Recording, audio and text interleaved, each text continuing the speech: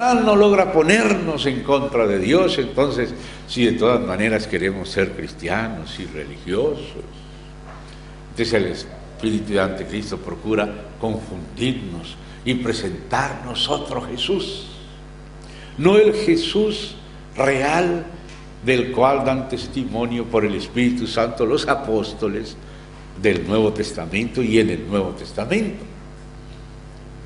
Pablo dice eso, que a veces la iglesia allá en Corinto, a veces toleraba si alguno les presentaba otro Jesús, otro espíritu y otro evangelio.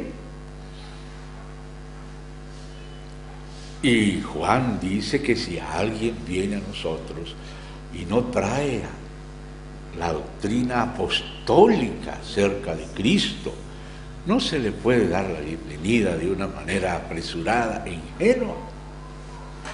El apóstol del amor, del cual podemos aprender la inclusividad del cuerpo de Cristo, era inclusivo, pero no era ingenuo. La inclusividad de la iglesia debe ser verdadera, pero no debe ser ingenua. Recibimos a los hijos de Dios, pero no recibimos cualquier espíritu con cualquier doctrina en cuanto a cosa tan fundamental como la confesión acerca de quién es el Señor Jesucristo. El Señor Jesucristo es el fundamento de la iglesia, y la iglesia es edificada sobre la roca del Señor Jesucristo, siéndonos por el Padre revelado y entonces confesado por la iglesia. Entonces el gnosticismo también tiene una confusión en cuanto a que Jesús es el Cristo. El nestorianismo, se le dio el nombre de un patriarca de Constantinopla llamado Nestorio a la herejía que dice que la persona humana de Jesús es una y la persona divina es otra persona, como si fueran dos personas, y como si la humana fuera Jesús y la divina fuera el Cristo. Entonces tampoco confiesa que Jesús es el Cristo. Entonces hay un error del judaísmo tradicional que rechaza al Mesías, a Jesús como el Mesías. La del gnosticismo serintiano, por ejemplo, la del nestorianismo. Y hoy en día, desgraciadamente, esto también sucede con personas queridas, bien intencionadas. Incluso yo me atrevo a decir que muchos son hermanos míos, que creen de corazón en el Señor, en su espíritu han nacido de nuevo, pero han sido engañados por el espíritu de error en su entendimiento, que niegan al Hijo. Y esa expresión, negar al Hijo, también es una expresión corta, rápida, pero profunda. Hay maneras muy sutiles de negar al Hijo. Y es, por ejemplo, decir que Jesús es Dios. Todos nosotros creemos que Jesús es Dios, y Jesús es Dios. Pero decir que es la persona única de Dios, que la persona del Padre se metió en un hombre y que entonces a ese hombre se le llamó Hijo, pero que la persona del Hijo es la misma persona del Padre y que no hay tal persona del Hijo con el Padre, sino que en la divinidad solamente existe la persona del Padre, y entonces está negando la persona del Hijo. Entonces está negando al Hijo. La doctrina solo Jesús, unitaria o unicista, de distintas maneras, tiene ese problema. Niega al Hijo. Entonces, hoy, hermanos, en continuidad con lo que estuvimos viendo ayer, cómo del misterio de la Trinidad surgen todos los tesoros de la sabiduría, todo tiene origen allí y se desarrolla allí, y es también el objetivo.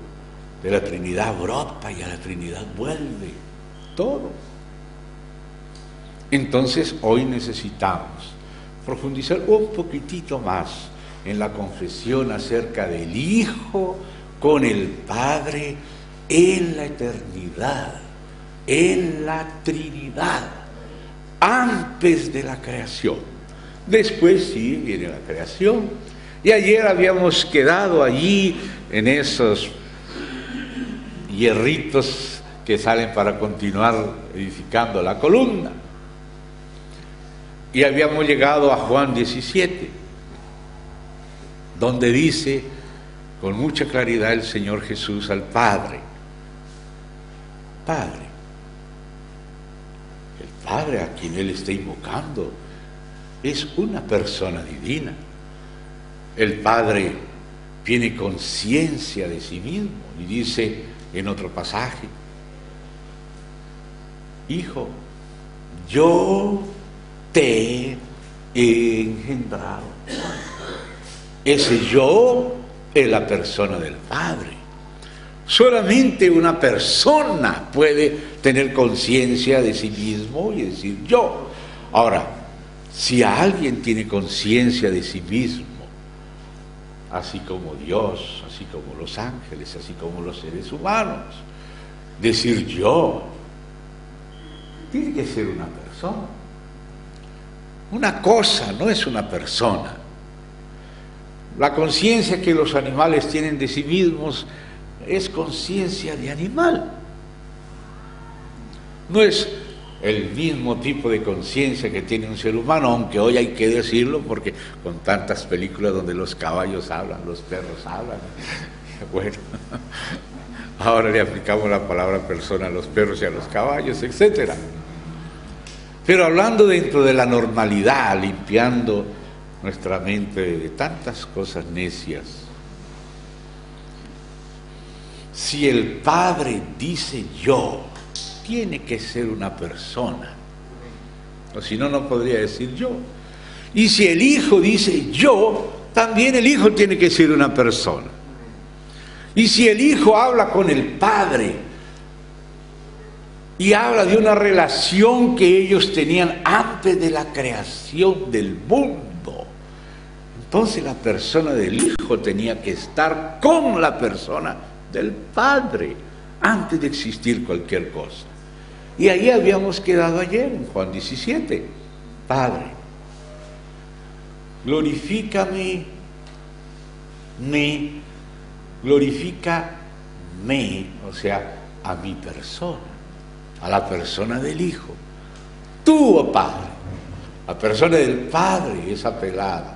Se apela a la persona del Padre para glorificar a la persona del Hijo. Y en esa oración no se refiere al Hijo solamente como un hombre, porque dice, con aquella gloria que tuve. O sea, ahí tenemos que hacer explícito lo que está implícito, que yo tuve contigo antes que el mundo fuese.